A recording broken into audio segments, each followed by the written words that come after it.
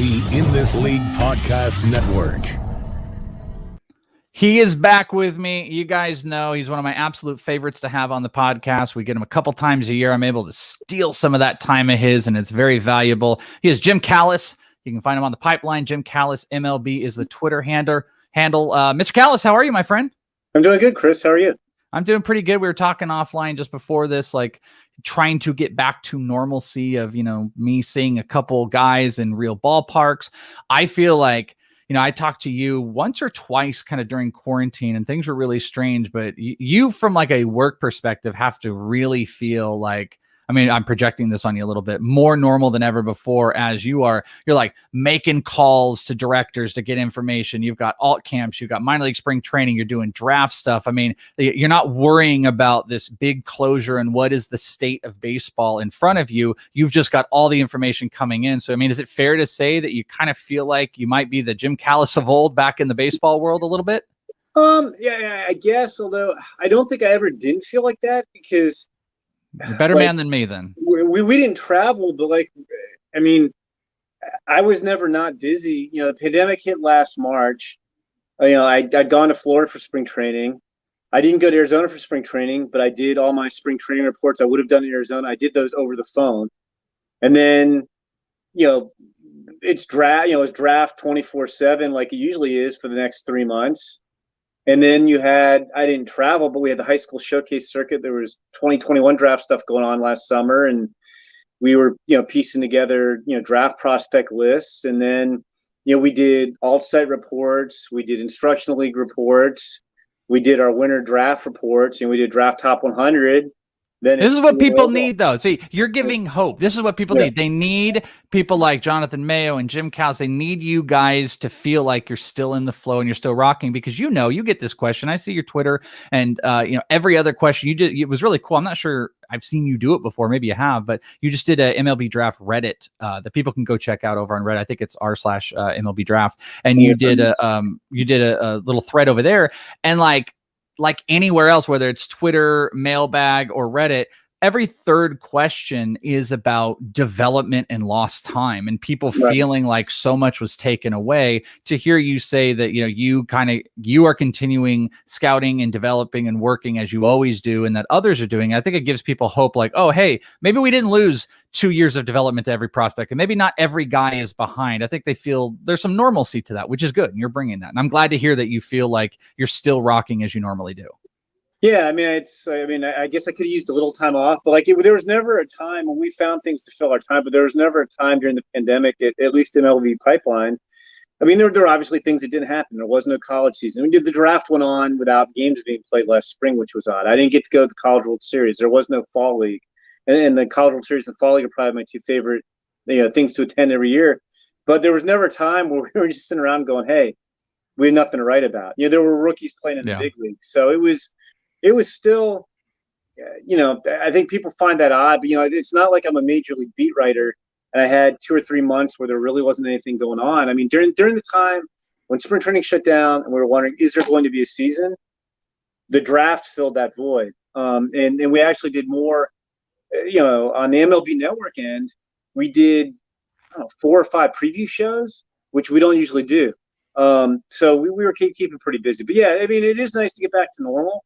We're actually next week, games are going to be played. Minor league games are going to be played for the first time since 2019. And that'll be really nice. And it's been nice to work on the draft this year.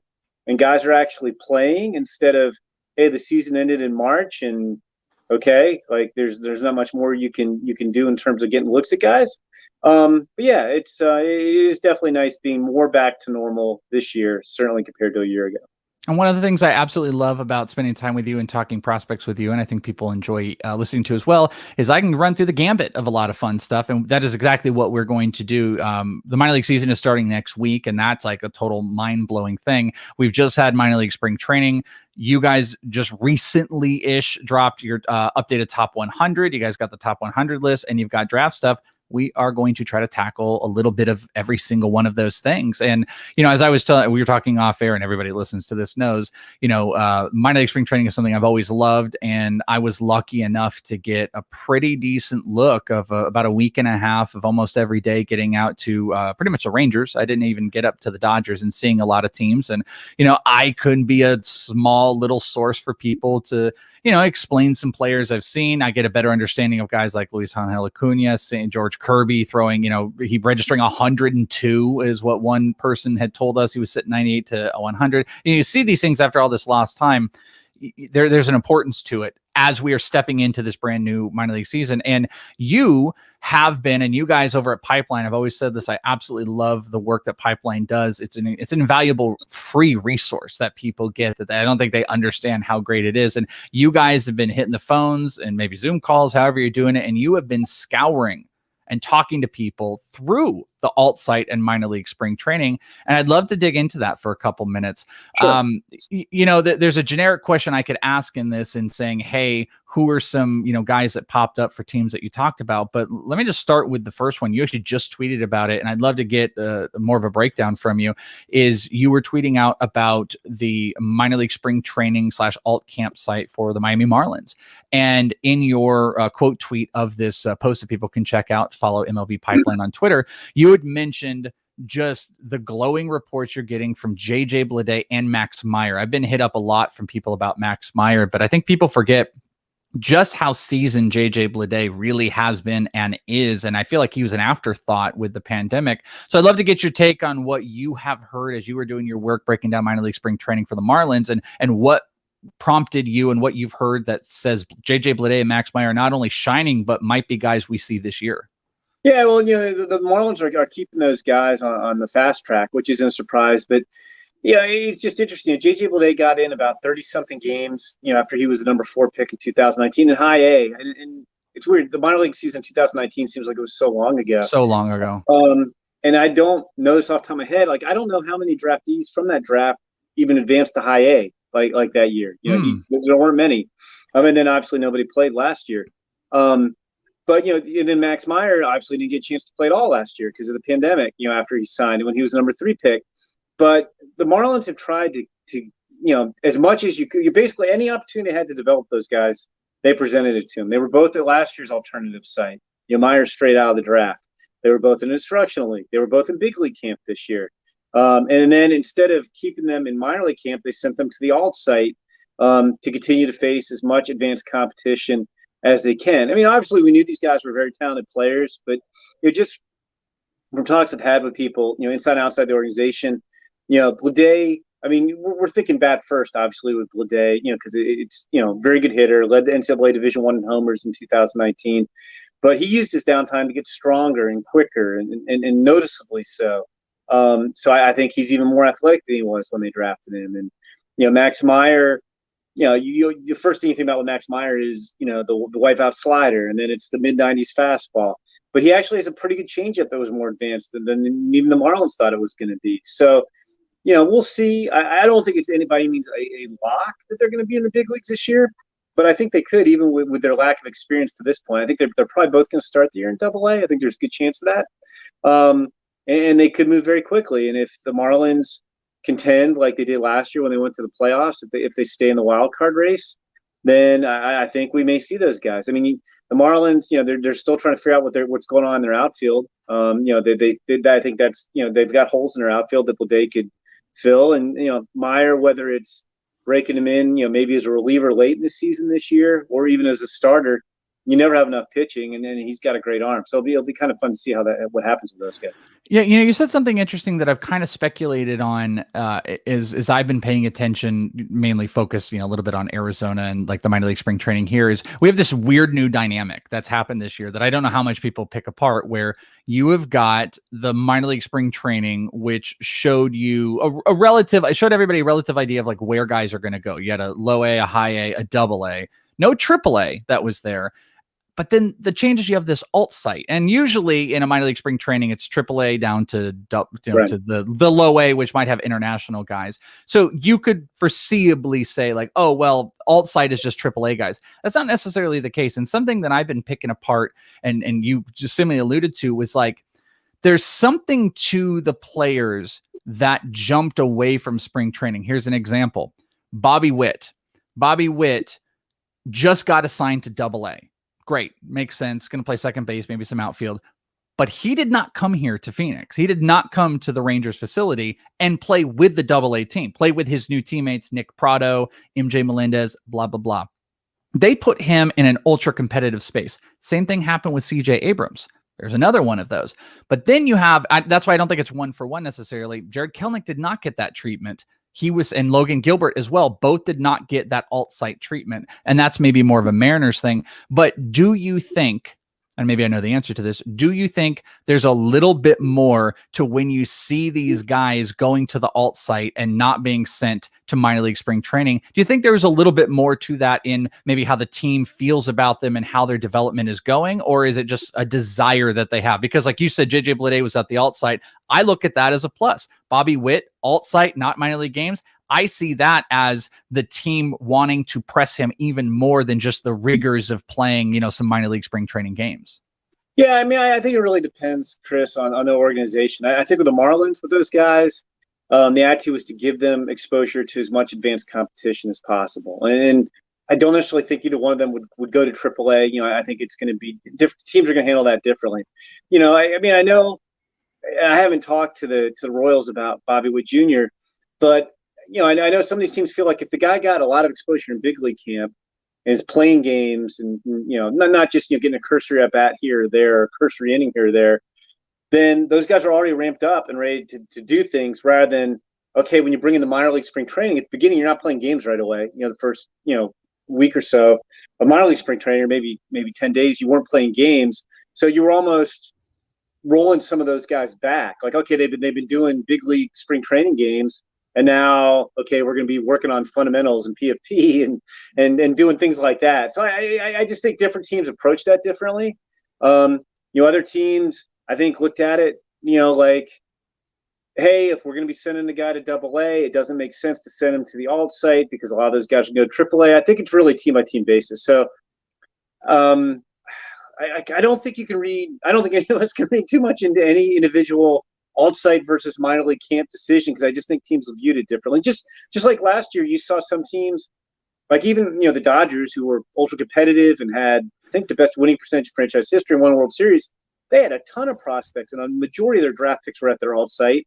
And then you other teams that were focusing, alt-site's going to be only guys who might be in the big leagues. That was like the Diamondbacks. They didn't send like Carroll and Thomas and Christian Robinson for the first couple of months. They didn't have any of those guys. So the Diamondbacks are an example of that.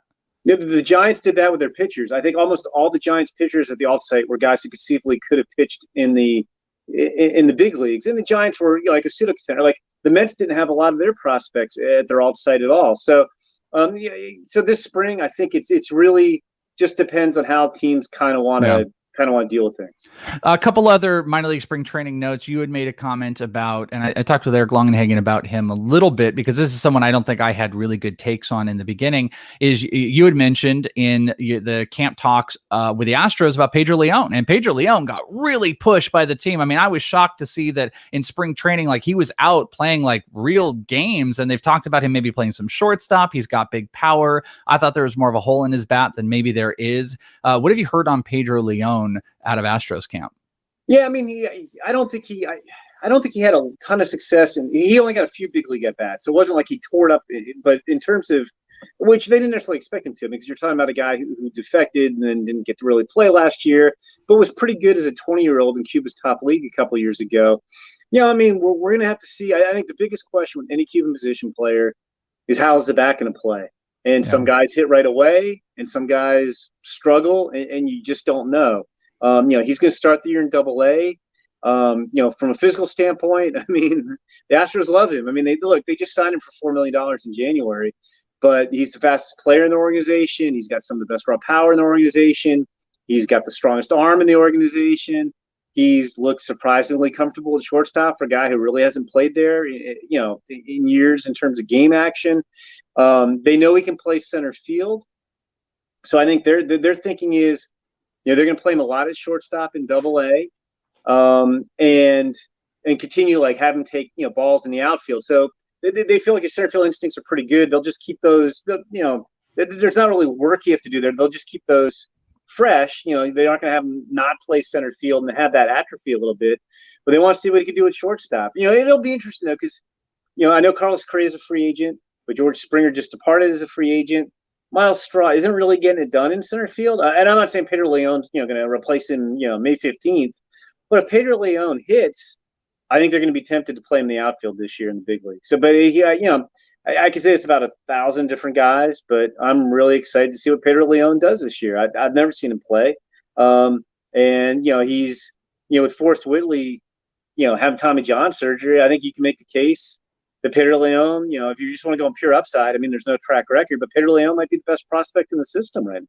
And that's why, and that's, it's wild thinking too, like back in the comparisons of like the international signing period of thinking of like Yoelqui Cespedes and like the hype that was kind of around him. And that's really cool. Longenhagen was on kind of dispelling some of that is really wild swing. He's not at all. No, that's 100% like very down on the bat and just swinging at every single thing. And it feels like the tides have turned a little bit from what I've heard on Leon de Cespedes. A wealth of riches. The last one, as far as just like picking off some of the tweets that you have out there, but it just jumped out to me, was your comment on the Chicago Cubs. And I like how you phrased it, because the Chicago Cubs are out there with not a high-end top minor league system, really. I mean, you got some guy like Miguel Amaya is fine, Braylon Marquez, whether he's a starter or relief pitcher, it's to be seen. But they've got this wealth of riches at the bottom end to be able to replenish, from Preciado, who they traded for. They've got Ed Howard, who I really love, and I hope he's less glove than everybody is just putting on him, and there's a little bit more bat. And then you've also got Christian Hernandez, who they brought in. Anything out of Cubs camp as far as those lower guys or anybody else that stood out when you were poking around for minor league spring training, and who's popping? Yeah, I thought it was interesting because, the strength of their system, I think, is more at the lower levels. You hit on it, 3 shortstops. They have a bunch of middle infielders, and I thought it was interesting because I knew this was going to be. Looking at their farm system in the offseason, you're gonna have to spread these guys out some. We don't have a short season level anymore in the minors, so you don't have guys who can play 75 games or so in the Northwest League, and so you can't have everybody playing in the AZL, even though a lot of these guys don't have experience. I think of our top 30 prospects, I think 10 of the players, I don't think have even made their pro debut. I think it was 10 or their Cubs debut, but it might have been pro debut just because they have a lot of super young guys in the pandemic last year. And then another 8 of them hadn't made their full season debut. And then you had 2 more in Cole Franklin and Chase Strumpf, who had played like a week in low class A. So it's very wild. Young. Yeah. So, you have all these guys, the 4 guys that got in the Darvish trade, only one of them had made his pro debut. So anyway, their system has a lot of depth at the lower levels, and I was curious, how are you going to spread these guys out? Because it's not like before, where you could have, if you have all these middle infielders, you can have 2 or 3 of them sharing the middle infield in the AZL, and 2 or 3 of them maybe sharing the sharing the middle infield in the Northwest League, because the Northwest League's gone. But I thought it was interesting. Ed Howard, has played his way into low A to start it'll be his pro debut. Because he didn't debut last year. So is Yeson Santana, who was the only only piece of the only prospect in that Darvish trade who's even made his pro debut. And Luis Verdugo, who played a couple years in the AZL. All those guys are going to start the season in low A. So I thought that was kind of interesting. And I do think, it's funny, there were some people who had questioned Ed Howard's bat. And I think it's just because people got, he was up and down on the showcase circuit like a lot of guys are. And it's funny because they had the PDP League for the first time in 2019, where they brought in, I think it was 80 something of the best high school players in the country, put them on 4 teams, and they played games for 3 weeks in Florida. And I was there for the first week, and Ed Howard didn't do anything. He didn't really make an impression on me because he didn't do anything offensively. And then by the middle of the summer, there's a point where people were talking about, like, Ed Howard's the best shortstop in the draft, high school wise. And I was like, really? Like, I just I was like racking my brain, like, did I see Ed Howard? He was there, right? And I went back and looked, and I saw Ed Howard go 1 for 13. And the way the PDP league worked, with the way the schedule worked, there was 3 weeks, but you had guys like myself, but also scouts who were kind of coming in for a week at a time. And so I think all the guys who saw Ed Howard the first week, and then if you didn't catch him hot later on the showcase circuit, you're like, man, I didn't see Ed Howard do much with the bat. But then the final week, I think Ed Howard hit, like had 6 hits in the final week in 3 games. And the guys who saw him that week were like, oh, they really liked his bat. So I think his bat gets a little bit of a bad rap just if guys didn't see him well, because there were plenty of guys who did. It was just kind of when you saw him. And it was kind of like that for a lot of the 2020 draftees. I mean, Robert Hassel looked great at the PDP league, and he didn't look great later in the showcase circuit. For one example. So I think he's got more bat than maybe some people give him credit for. That's good. I like to hear that. It obviously makes me happy. I feel biased to him, and I've kind of latched myself on. And that's the interesting thing. It's fun to sit here and talk about minor league spring training, but thank God we have real minor league games that are going to be happening next week. And that was also why I wanted to just take a quick little look before the season starts at the top 100 that you guys got over at Pipeline. Just pick and what I love, and I know you have to love, I say facetiously, is how we get caught up on the numbers. And the numbers, I try to tell people, 50 to 75 might be like this much of a difference. You look at a guy that's 90 to 140, you really might be looking at small differences, but people see a number difference and they go nuts about it. So I'll pick a few guys to talk about, but I am going to ask you the generic question I think that I would ask you every single time when we're talking about the top 100 is, at this moment, now, the difference is you've got a look at, or you've talked with scouting directors, you've talked with other people during minor league spring training. You don't quite have games here. What, if any, changes would you personally, because I know you guys are a team in how you do it, but would you personally want to fight for another guy or two after speaking to more people to get in the top 100? What would you change about the top 100 if I were to force you to make an edit? If I was your editing director and I was like, all right, you got to change this tomorrow, who would you add or take out of that top 100? I really wouldn't make changes. Not that I think, oh man, we got a perfect top 100. And we have made some updates because ours is constantly, if guys graduate from rookie status, we take them off the top 100, because they're no longer prospects. So we have added a few guys since the start of the season as guys graduated. But I've never believed too much in spring training stats, Chris. It's like you have such varying levels of competition during the spring. Like even in a game, you might get a big leaguer to start the game and a guy who hasn't pitched above high class A, even more so this year, at the end of the game. The big leaguer you might get, if you're facing at the beginning of spring, maybe he's working on his changeup that day, and he's throwing his 3rd or 4th best pitch, and you hit a home run. You homered off the big leaguer. But like, did you really? It's not the same. So I do not take spring training stats seriously at all, just because one guy had a great spring and another guy didn't have a great spring. We're talking, for prospects in most cases, might be talking about 15 or 20 at bats. It's something that I mentioned with like George Kirby. Like when I put out my tweet that everyone liked about Kirby dropping, 98 to 100 and might've hit 102. And I show you the 6 strikeouts, we get excited, and I'm not showing you any negatives, but the thing that I put a caveat for people to understand is he is pitching with the A squad. And this is a advanced college pitcher who is also not only with the A team, but he's going up against like 18-year-olds, guys that maybe haven't played competitively. So it's not an even competition during minor league spring training. So you do always want to be careful. But what about this situation, though? You're fine, yeah. Well, he's a great point. So like somebody might say, hey, he's throwing 98 to 100 and he's got great control and everything else is way up. Why is he so low in the top 100? You talk to farm directors, and I'm not taking anything away from George Kirby. Everybody's velocity is up right now. These guys are fairly fresh because they didn't really pitch last year. They, you could throw simulated innings, and yes, there was the alt site for a few guys, and there was instructional league, but it's not the same as going out and pitching 120 innings during the season. So what did guys do? Guys got stronger. They had a lot of time to work on conditioning and strength, because they didn't have anything better to do, or they had more time on their hands. And like, I mean, I don't know how you'd quantify this across the board, but honestly, every time I talk to a farm director for one of the teams I do, everybody's velocity is up. I mean, not 100%, but it's up. It's shorter stints. George Kirby and all these guys, I want to see what the velocity looks like when they're pitching 5 or 6 innings every 5th day for 4 or 5 months. Like I think everybody's velocity, you're encouraged because that feels like, again, not everybody, but there's a lot of guys who are throwing 3-4 miles an hour harder than you think they normally do. Take the Hunter Green thing where he's consistently throwing 104 in camp, and it's like, okay, in what context? What's the full context? So I mean, it's good. So it's good to see, but again, just because guys are throwing harder or looking, a lot of it's anecdotal. Oh, this guy looks great.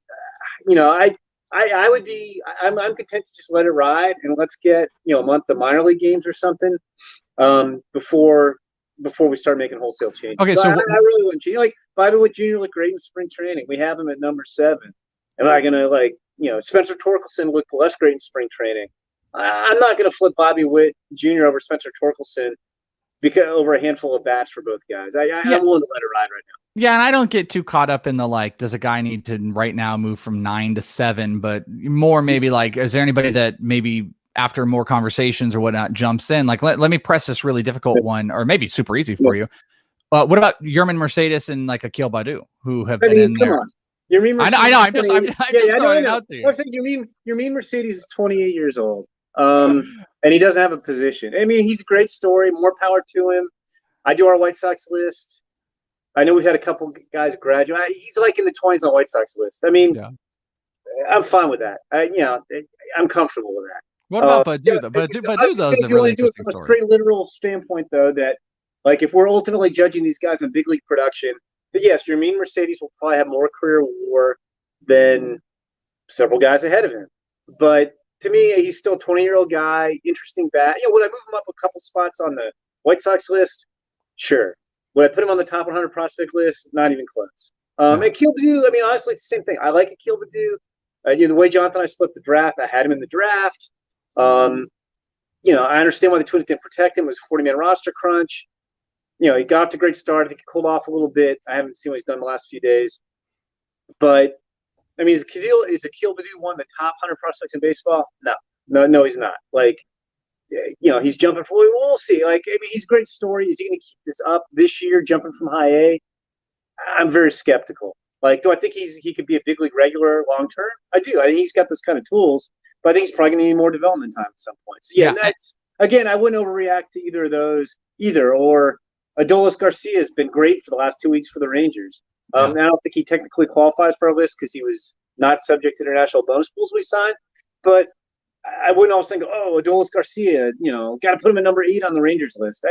It's too early. It's too early. And I think people just go down that rate. All right, so let me you have to take the numerical annoyance out of it when I ask you this, because I understand it. I totally understand it.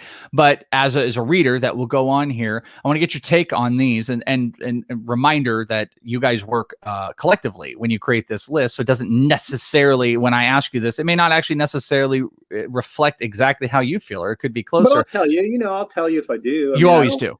Yeah. You always do. So I got 3 interesting player verses and how their ranks come out. And I'd love to get your take on these players.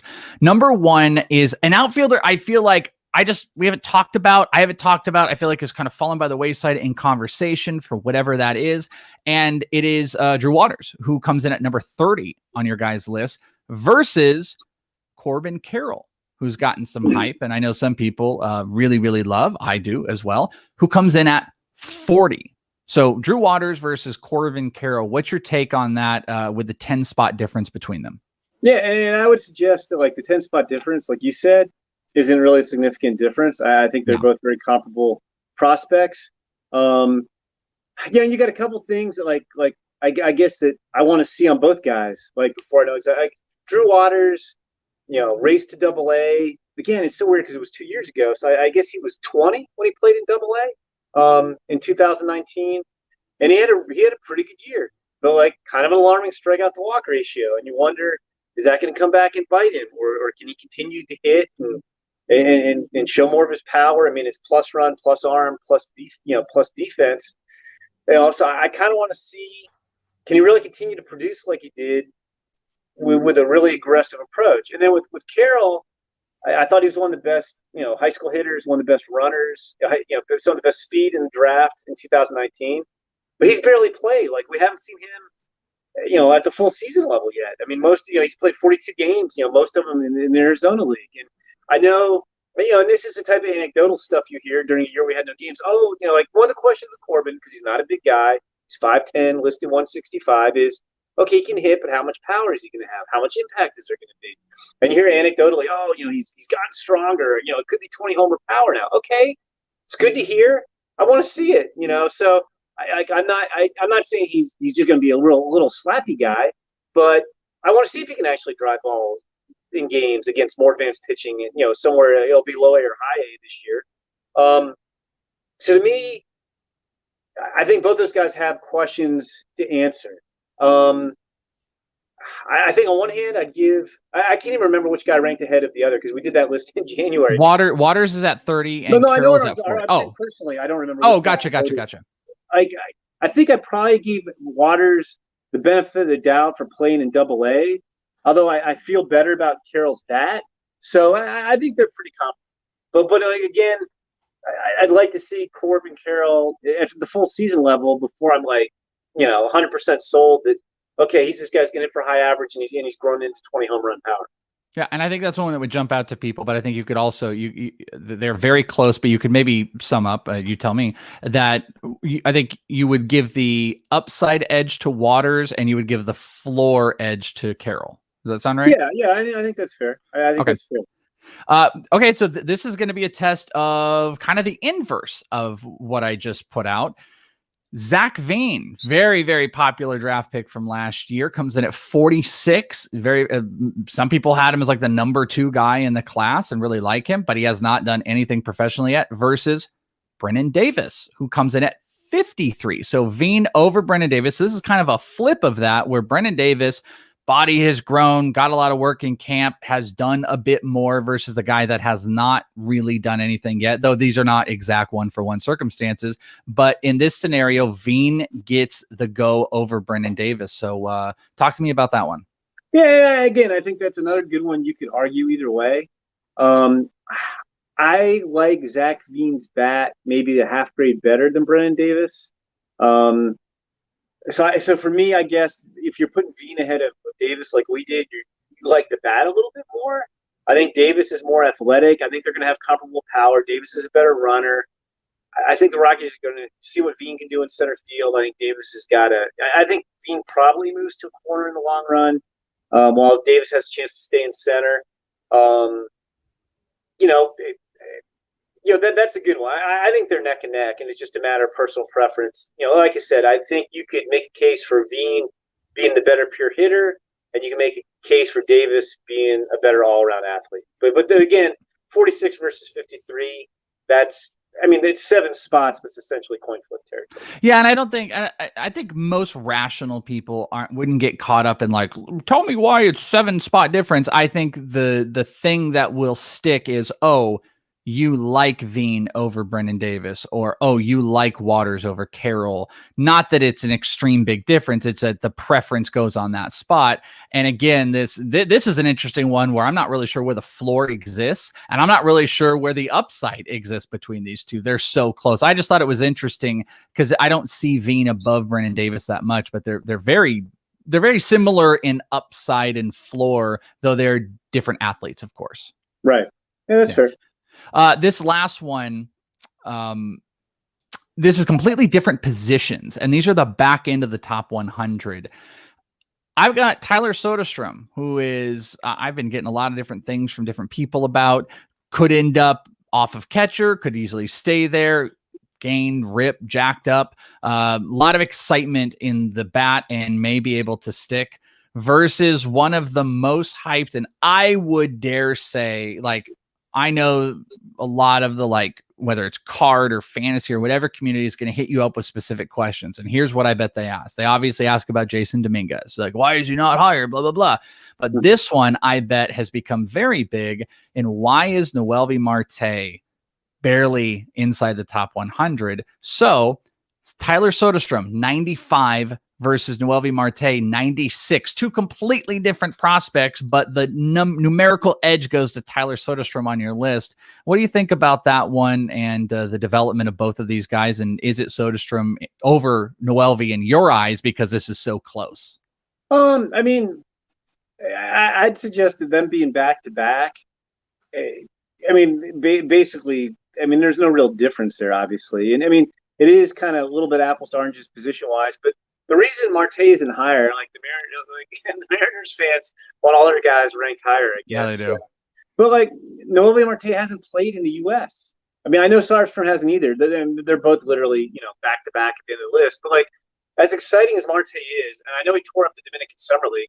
The Dominican Summer League is like high school stats. They don't mean anything. They really don't. I mean, you'd rather have the guy play well than struggle. I guess if he struggled, it'd be a red flag. But the Dominican Summer League stats, I don't think there's much correlation between how you do in the Dominican Summer League and how how your career turns out. And he's interesting, but I'd like to see him in the U.S. That's all. And as good as he was in the Dominican Summer League, I mean, he struck out about 20% of the time against some pretty young pitchers. So it's not like it's a slam dunk, can't miss bat. I would take Sodastream over Marte because of the bat. I thought Sodastream was one of the best high school hitters in last year's draft class. I think he's going to hit for high average. I think it's going to be at least average power. I actually, and this is a personal preference of mine, when you have a guy who's got offensive potential at catcher like he does, or like, say, Austin Wells did, who the Yankees took in last year's draft, I wouldn't even mess around with catching. It's one thing if you think the guy can be like a solid or plus catcher. Like Adley Rutschman, okay, that guy could be a Gold Glove catcher, and so I'm fine. Let's keep him a catcher. But for Sodastream, if my choices are, we can spend extra time and delay his arrival in the big leagues to try to make him a catcher, and he's, fringy to average is probably what he winds up being behind the plate, and it's going to take me extra time to get him to the big leagues, and I'm only, because of the wear and tear of catching, probably going to have him in the lineup for 100 or so games a year, and it's going to take a toll on his bat. Or I can move him to third base or an outfield corner, and I can get the most out of his bat. I can get him to the big leagues quicker, and I can have him in the lineup for 140 games. I'm doing that every time. Like I think I've run this for you, Chris. Like, in a way, the best thing I think that happened to the Cubs was when Kyle Schwarber tore up his knee. Because they were still like, can we make him a catcher? And to Schwarber's credit, he was determined. He had the makeup. Like Schwarber at best was going to be on the 20/80 scouting scale, like a 40 or 45 catcher, and it would have taken a toll on his bat. And the thing that people don't remember is if he had been that, catcher / outfielder, but they were still trying to make him a catcher in 2016, it would have delayed the arrival of Wilson Contreras, especially if it worked out well. And also, the guy who got at bats when he got hurt that year was Javi Baez. And so, in a way, if Kyle Schwarber stays a catcher, maybe Javi, and I know Javi's struggling this year, but maybe Javi Baez doesn't become an everyday player for the Cubs, and maybe Wilson Contreras doesn't become an everyday player for the Cubs. And Kyle Schwarber certainly, I know he became power over hit, wouldn't have hit all the home runs he did for the Cubs. So I digressed here, but I would, I guess in almost any case, track record, like I said, Drew Waters had played in AAA. Corbin Carroll hasn't even played full season ball, so I'll give Drew Waters some benefit of the doubt. But if you have two players who are close, especially if it's the same position or same experience level, I'll bet on the guy who's got the better bat. And so that's why I would take Sodastream over Marte. And not that Marte doesn't have a good bat, but I think Sodastream has potential, special bat, and I just would like to see like Marte against better competition. I saw Sodastream really good at the PDP league. Granted, small sample size, but against probably better pitching than Noelvi Marte faced in the DSL. Yeah, or even facing right now. I do feel like, people listening, I have become a little bit Noelvi negative the last couple weeks. Like friend Eric Cross. Eric posted this tweet of saying book it to end of 2021. Noelvi's a top 5 prospect, and I don't believe that anymore. End of this season. Yeah. No way. Yeah, and I saw that. He's good, but come on, there's no way.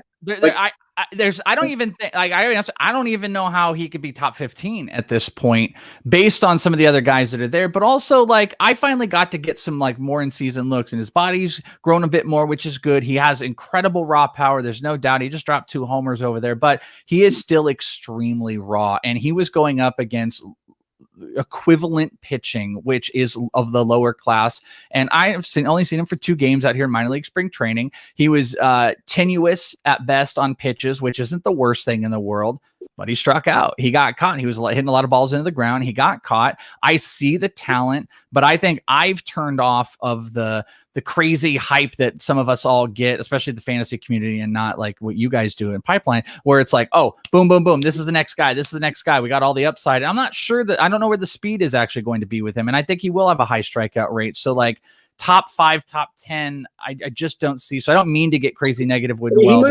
might wind up being an outfielder or a third baseman, and then that affects his value. I will say, I do think the biggest, I guess, divergence from like what we're doing or what pro teams are looking at, and like the fantasy or the baseball card community looks at when you're trying to value players is I think the fantasy and baseball card community, when they're looking at player value, just automatically assume that the position the guy is now, especially a young guy, he's going to play that position. And a lot of these guys move.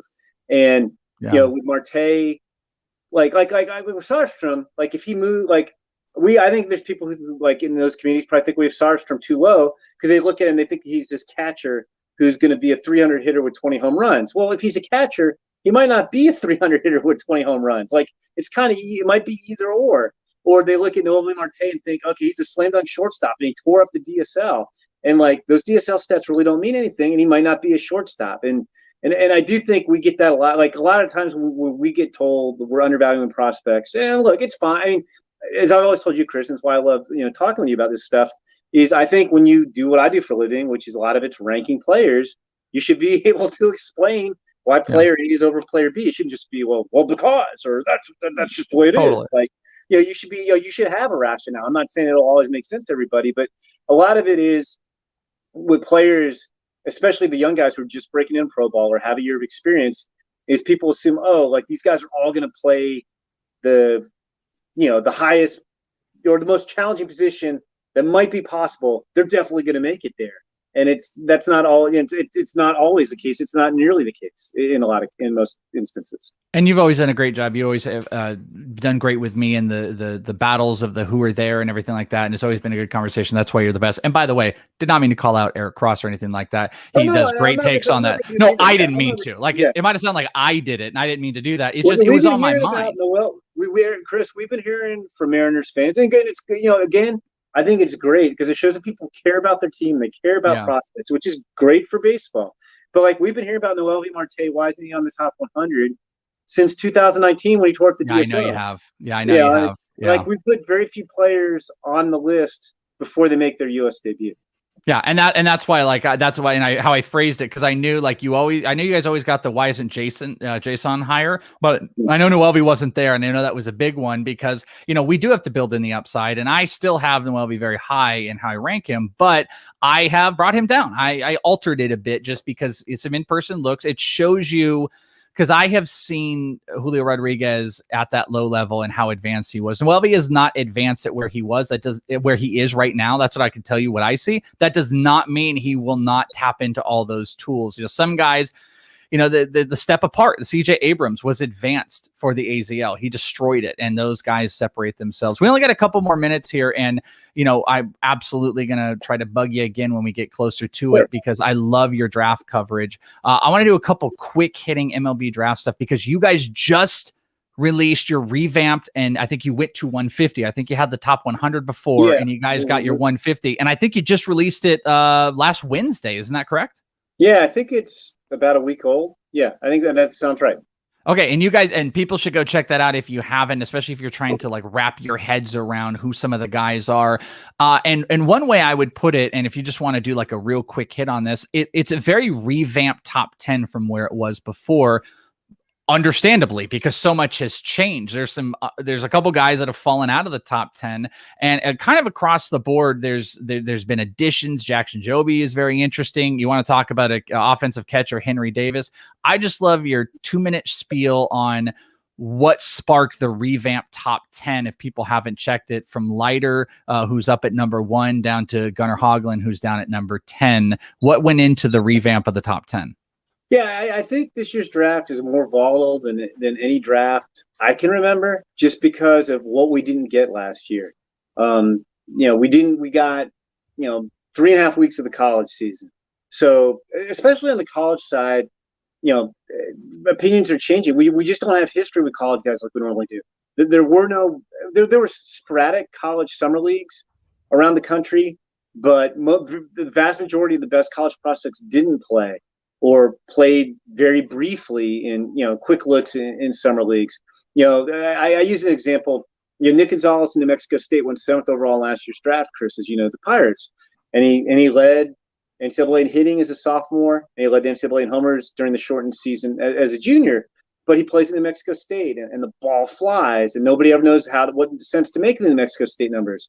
But in between, he went to the Cape Cod League, and he was the MVP, and he almost won the batting title, and he hit really well with bats. And that's what made him the number 7 overall pick in the draft. If it wasn't for that, people would have been scratching their head trying to figure out exactly what Nick Gonzalez was. Well, none of this year's guys got to go to the Cape League last year. You don't have that. And so, you couple it with a lot of the best college hitters coming into the year, got off to really slow starts. And it's very volatile. I wonder what's going to happen. I think a lot of college pitchers could hit the wall in terms of innings because a lot of these guys didn't pitch a lot of innings at all last year. Like some guys pitched 20 innings last year. And what's going to happen when you're a starter and you get up to 60, 70, 80 innings this year. That could create crazy volatility in how the perceived value is right now, because I think there was a pretty, and again, it's understandable, significant change from the 100 you guys had some months ago to what we're looking at now. And if that were to happen, we could see it again because it's very college heavy. I don't remember if this is correct, but I don't remember if you guys had Jordan Lawler at number 2 or he was 3, and Kumar is over at 3. The Jordan Lawler really seems to have made the big move. I'm just curious about the position players in here. Your thought, just again, quick thoughts like Lawler, Mayer is at 4, Brady House is at 5, Sal Frelick has jumped up into 8, and you got Henry Davis followed by college pitching and then Jackson Jobe. That's what the top 10 is consisted of. It's a very interesting top 10 that. And people can also check out this on, I think it was one of the pipeline mailbags you guys did where you did the 2 classes together, and there's the top 15 of last year and this year's that people can go check out. But is it Jordan Lawler has jumped Kumar in value, or is Kumar Rocker lessened his value by some of questionable outings, even though he's been insane in others, volatile appearances?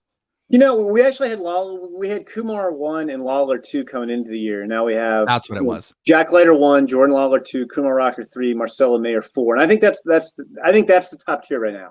I don't think those guys have really separated themselves. Somebody has to rank 3 and 4, and not 1 and 2. And it's funny too because we did our list and we finalized it. Kumar was coming off a period with about 3 straight starts where he's throwing in the low 90s.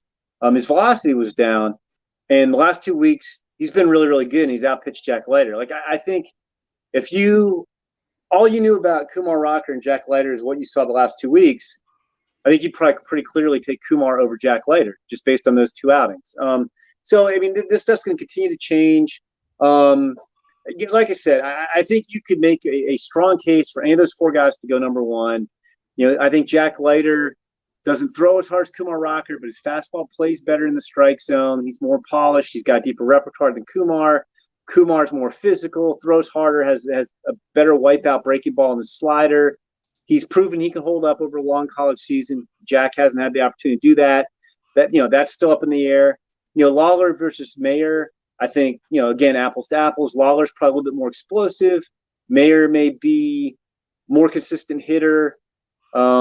Maybe a little bit more polished defender, and so like I said, I think you could really make cases for and against any of those guys as the number 1 pick right now. The couple things that jumped out, Khalil Watson is someone I really like, tons of upside. He's outside your top 10, but I think he's 11. I think he's right there. Do you think Khalil Watson is someone that has some helium because I feel like he could be a favorite for a lot of people if some more positive high school reports come out. He's a guy, I think Baseball America at one time had him at 4 or 5 or something like that. So does he have enough upside to still jump? Yeah, we had him 15 coming into the season. He's up to 11 now. They've really just started playing the high school season in North Carolina, so he really hasn't even played that much yet. Yeah, he could. I do think, not that the top 4 is locked in and those are top 4 picks, but I do think that top 4 is the top 4 right now. And then I think it's kind of unsettled after that. You mentioned some of the guys who made jumps. Braid House was 12th on our preseason list, high school shortstop from Georgia. He was a little shaky in the showcase circuit last year to being great in 2019. He's had a really good spring, so we have him up to number 5. Huge power. Yeah, and then you mentioned Jackson Jobe, the high school pitcher from Oklahoma, who, if you were grading out best 3 pitches and control, he might grade out better than any pitcher in the draft. Now, teams are a little skittish of high school righties. Henry Davis of Louisville, who you mentioned, love him. He's made a big jump. Sal Frelick from BC. Boston College outfielders had a good year. We had those guys ranked. Jobe was 24, Frelick was 25, Davis was 26 coming into the year, and now we have them 6, 7, 8. So there's some volatility. Ty Madden's kind of held serve as one of the better college. I like him a lot. And then Gunnar Hoglund of Ole Miss made a jump from kind of late first round to now top of the first round. Oh, he missed a start last week. So, there's still a lot to be determined. Plus, not only do we have more uncertainty than ever with these guys, especially the college crop, the draft is now pushed forward a month. So, in a normal year, if we were talking draft right now, Chris, we'd be, inside 6 weeks away from the draft. Yeah, I was about to say, yeah. And we're 2.5 months right now. So, there's a lot of time for things to change, especially on the college guy. Guy who goes to the College World Series is going to be pitching potentially 3 weeks later than the draft would have been some years. So there's a lot to be written with these guys. The last thing on this for the draft, and I hope to have you back and we'll do an all draft episode, is the pretty significant drop in everybody's eyes and everywhere of Matt McLain and Judd Fabian. Fabian has fallen out of a first round. He has a huge swing and miss issue right now. The power looks like he's altered a little bit, making a little bit more contact, but McLain has gone from a top 5 outside. I think you guys might have him around 15. Yeah, you have him at 15, and Judd Fabian has gone out the first. Just curious, any of your takes on the absolute fall of McLain and Fabian? Yeah, I mean, the funny thing is, because we had so McLain went from 3 on our list coming into the year to 15, and Fabian went from 8 on our list to 49. But with that said, they're actually both playing better recently. Yeah. I think 15 right now feels kind of to me the floor on McLain. I don't think he'd go any lower than that. And he was swinging and missing kind of an alarming amount early, and not Judd Fabian. Fabian had a 40% strikeout rate through a month or so into the season, and had a 5-game stretch where he struck out, I think, 16 times. It was crazy. But McLain has gotten back to being the polished hitter everybody thought he was. He kind of came into the year. I think you would have said McLain was probably the safest college hitter in terms of you knew this guy was going to hit. Yeah. And then he didn't hit real. I mean, he was hitting I think 300-ish, but with too many strikeouts, striking out a 20% clip, which is not scream pure hitter to anybody. And he's toned that down. And then Fabian actually, it shows how bad he was going. He had a 40% strikeout rate. It's down to, I think, a little under 30% now. And he's up to 14 homers now. He's really been on a tear. He's shortened his swing path a little bit. Yeah. And he's hitting home runs and making a lot more contact. Again, we kind of finalized this list 2 weeks ago, even though it came out a week ago. I think 49 would kind of be Judd's floor right now. And I do think, because it's hard to come up with 29 guys that you feel okay, these are 29 slam dunk first rounders, but 29 guys are going in the first round. If Fabian keeps on the path he's on, I think he goes in the 20s to somebody. And maybe higher if best case scenario, let's say he just keeps doing what he's doing the last 3 weeks or so, and he strikes out at a 15% clip, the rest of the way, and he winds up with 25 homers. Maybe he goes in the middle of the first round. Because because the thing is with him, it's not like he's an all bat guy. There are tools there too. So I think those guys are starting to reverse their slides and climb their way back up. Well, people want to get prepared. Go to MLB Pipeline, go to MLB.com/prospect/draft. You can check it out. 150 at your disposal with reports and videos and all that cool stuff. You guys put a lot of work in it. It was just updated. There'll be more updates. Top 100, always rocking.